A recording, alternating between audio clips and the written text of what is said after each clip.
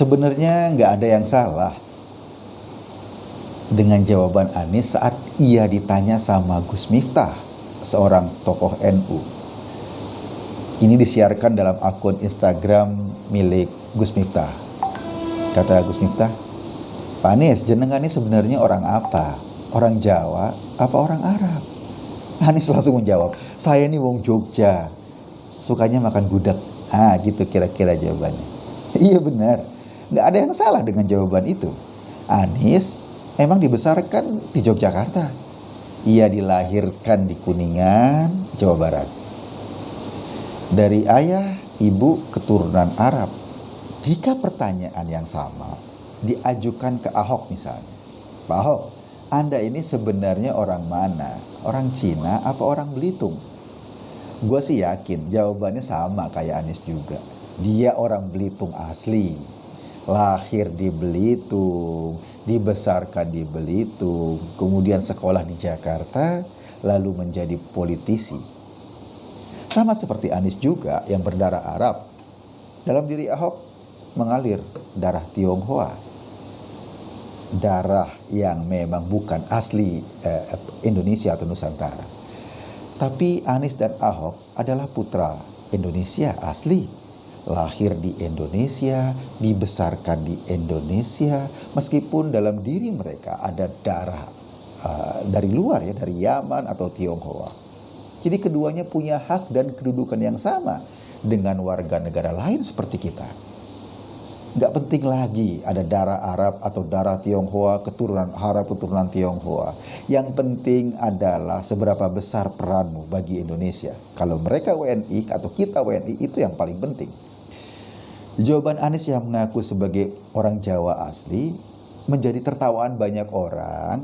Ya tahu dong, karena aksi politiknya belakangan ini. Lo inget kan waktu Anies berpidato sesaat pelantikan sebagai gubernur DKI Jakarta kemarin, beberapa tahun lalu. Entah dengan alasan apa, dalam pidato itu ia membawa-bawa narasi pribumi saat itu.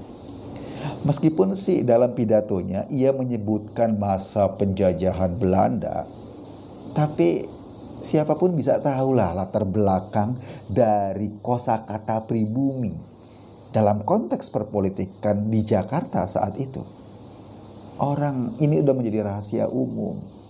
Anies seperti ingin mengatakan ada pribumi, ada non-pribumi. Dan kita ingat selama 32 tahun kekuasaan Soeharto, stigma non-pribumi ditempelkan kepada WNI yang punya darah Tionghoa atau keturunan Tionghoa. Meskipun kosakata itu udah dihapuskan dan dilarang di Indonesia. Misalnya larangan ini tercantum dalam Undang-Undang Nomor 40 2008 tentang penghapusan diskriminasi ras dan etnis. Sebelumnya ada Impres Nomor 26 tahun 1998 juga melarang penggunaan kata pribumi dalam setiap rumusan kebijakan pemerintah. Jadi sudah ada larangan ketika Anies ngomong kayak gitu.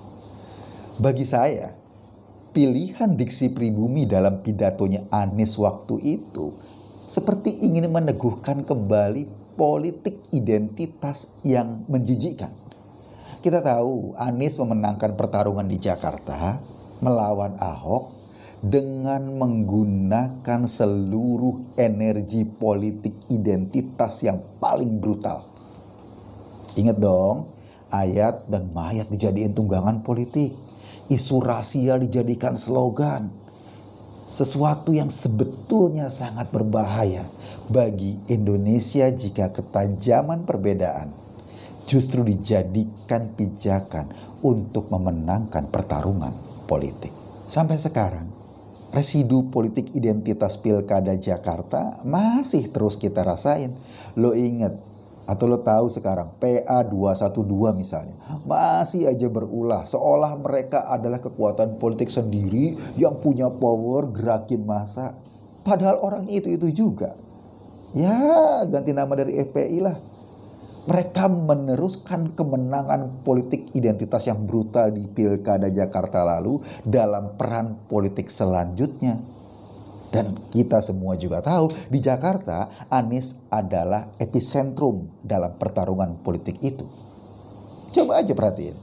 Sampai sekarang istilah asing, aseng, asu, entah apa lagi masih terus diperdengarkan. Ditujukan kepada para investor asal Cina. Jadi mereka protes. Dan ketika tudingan itu ditujukan kepada Cina, kita juga tahu itu bukan Cina itu bukan terbatas negara di sana. Tudingan itu bisa juga tertuju kepada WNI keturunan Tionghoa di Indonesia. Kebencian pada Cina akhirnya menumbuhkan kebencian rasial di Indonesia. Bukan hanya membenci soal negara komunis yang ada jauh di sana. Karena tampilannya sama, mirip. Jadi mereka gampang menstigma itu. Itu seperti meneguhkan kembali politik Orde Baru yang menempatkan warga keturunan Tionghoa sebagai warga kelas 2. Jadi ketika Anies bilang bahwa ia adalah keturunan Jawa asli, gue ngakak sendiri. Bukan karena gue gak setuju dengan statementnya, ya itu terserah dia. Gue sih gak masalah dengan ungkapan itu. Ya memang Anies lahir di Kuningan dan besar di Jogja.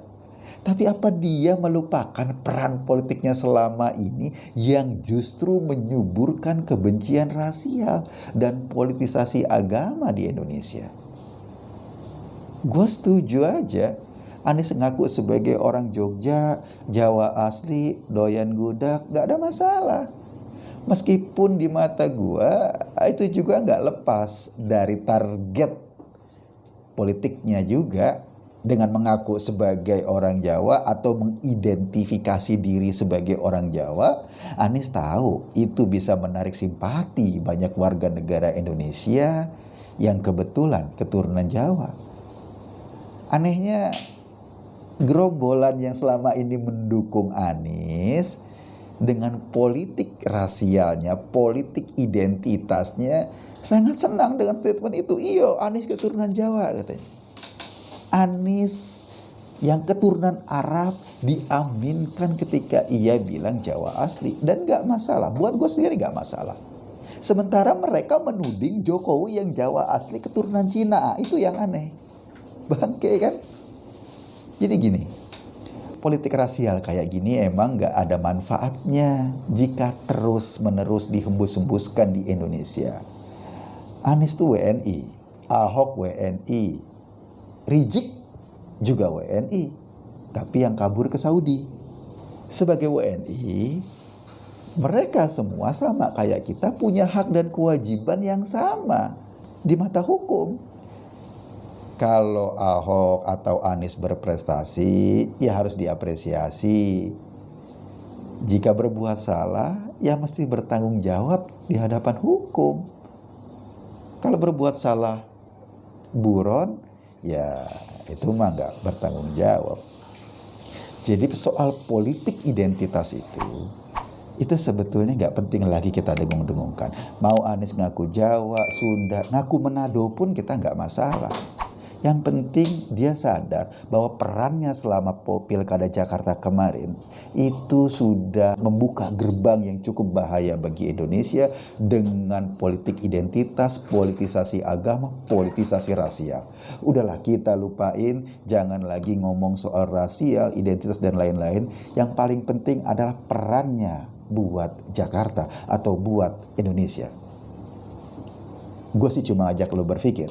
Selebihnya ya terserah lo.